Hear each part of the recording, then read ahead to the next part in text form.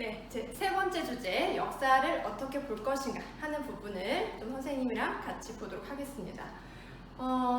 우리가 역사 공부할 때 굉장히 중요한 게 지도를 같이 놓고 공부하는 거예요. 그래서 이 지역에서 이런 일이 일어났구나, 이렇게 이동했구나 하는 것들이 굉장히 중요한데, 그런데 우리가 되게 일반적으로 보는 지도가 거의 비슷한 도법으로 되어 있거든요. 근데 그것이 어떤 문제점을 가지고 있는지 그런 것들을 좀 짚어볼 거고요. 그 다음에 제가 고등학교 다닐 때만 해도 국사라는 교과서였어요. 저는 6차 교육과정인데 국정교과서로 나왔었고, 근데 이제 7차로 나오면서 국정이 검정으로 바뀌었고요. 그리고 7차 또 개정하면서 지금 현재 고등학생들은 국사가 아니라 어떤 교과서로 배웁니까? 교과목 이름이? 그렇죠. 한국사라고 되어 있죠. 근데 왜 한국사라고 하게 되었을까요? 사실은 국사라고 해도 의미가 전달되지 않는 것은 아니에요. 그런데 한국사라고 이름을 좀 바꾼 것은 어떤 의미였냐면, 우리가 좀 자국사를 너무 강조해서 가르친 것은 아닐까? 우리가 이제 좀 21세기 요 시대 학생들이 나아가서 세계 시민으로서 성장해 가기 위해서는 세계사 속에서 한국사를 봐야 하는 것은 아닐까? 이런 고민들을 하게 돼요. 그래서 교과서 이름을 한국사로 한 것이죠. 그렇다면 세계사 속에서 한국사를 보려면 무엇도 배워야 합니까, 여러분?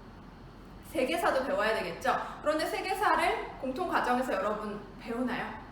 그렇지 않죠. 왜냐하면 공통과정을 배워야 할 것들도 굉장히 과목들도 많을 뿐만 아니라 이 세계사 교과서를 본 적이 있나요? 우리 문과 학생들은 일부 좀 본 학생님들이 있을 텐데 사실 제가 봐도 굉장히 좀 위압감이 들어요. 이게 너무 많은 나라의 역사, 또 너무 오랫동안의 역사가 함축되어 있는데도 불구하고 굉장히 페이지 수가 많죠. 그래서 이 세계사 내용이 굉장히 많아서 좀 거부감이 드는 그런 부분들도 있는 데다가 여러 가지 다른 교과목들도 넣다 보니 세계사가 공통 과목은 되지 않았어요. 그렇다면 학생들은 선택하는가? 앞에 말한 이유로 선택하지 않는 것이죠. 그래서 세계사 속의 한국사를 보자고 한국사라는 교과목 이름을 지었는데 한국사를 실제로 세계사 속에서 보기는 조금 어렵게 되어 있어요. 그럼 한국사 속에다 넣어보자. 한국사 속에 세계사 내용 조금 넣는 게 어때? 이런 주장도 있었으나 굉장히 많은 반발에 부딪히게 됩니다. 누가 반발했을까요? 예, 당연히 학생들이. 왜냐하면 수능이 안 나오더라도 어디에 나옵니까? 우리가 중간기말고사 볼 때 이게 교과서 내용 안에 있었으므로 어렵게 내려면 세계사 내용까지 들어갈 수 있고 교과목이 너무 어려워지고 교사들도 수업 부담이 굉장히 커지고 일단 학생들이 싫어하니까 교사들도 굉장히 좀 힘이 빠지고 이렇게 되면서 결국에는 한국사 교과서에 세계사 내용이 약간씩 언급이 되지만 별로 들어가 있지 않게 되었어요. 그러나 어쨌거나 우리가 세계사 속에서 한국사를 좀 바라봐야겠다, 이런 의미가 좀 담겨 있는 것이죠. 그리고 인디언이라고 했을 때 딱 바로 떠오르는 이미지 여러분 뭐였어요?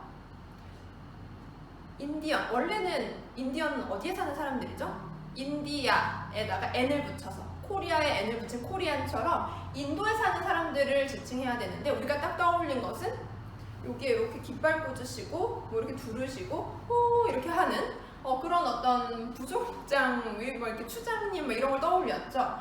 왜 그렇게 되었을까요?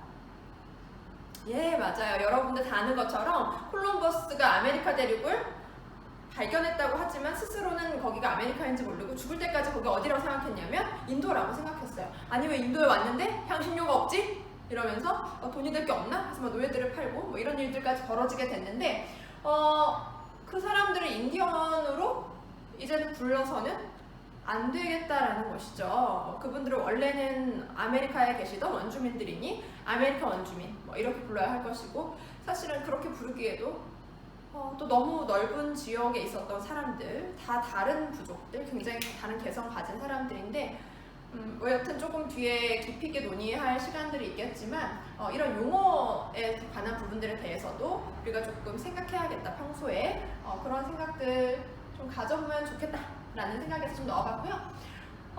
그 다음에 이제 아프리카는 왜 가난한가, 이런 것들도 역사 속에서 바라보면 좀 이해가 돼요. 사실 여러분 아프리카 역사에 대해서 배워본 적이 없지요. 교과서, 세계사 교과서에 조금 일부분 나오지만 그것도 굉장히 좀 분량이 적고 거기에다가 어떤 선생님들은 거의 수능에 나오지 않기 때문에 자, 이 부분은 여러분 꼭 읽어보세요 하고 넘어가시고 학생들은 꼭 읽지 않고 이런 부분들이 있는데 이런 것들도 이제 역사를 보면서 어떤 대륙은 굉장히 잘 사는데 왜 어떤 대륙은 못 살게 됐을까 하는 부분들에 대해서 좀 생각해 볼 수 있을 것이다 라는 것이죠. 그리고 어떤 것을 먹고 어떤 것을 우리가 잊고 있을까 하는 것들도 역사와 굉장히 밀접한 관계가 있어요. 그래서 결국에는 역사를 공부할 때 있어서 굉장히 중요한 부분이 뭐냐면 이러한 여러 가지 역사 사료를 보든 역사책을 보든지 간에 이것을 그냥 쓴 사람의 의도를 그대로 받아들이고 외우는 과목이 아니라 역사라는 것은 우리가 생각해서 비판적으로 읽고 이 텍스트가 왜 이렇게 썼을까?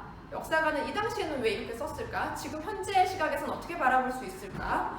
이것은 누구의 시각일까? 하는 것들에 대해서 좀 비판적으로 읽고 그 다음에 나의 생각을 가지는 것이 굉장히 중요하다라는 겁니다.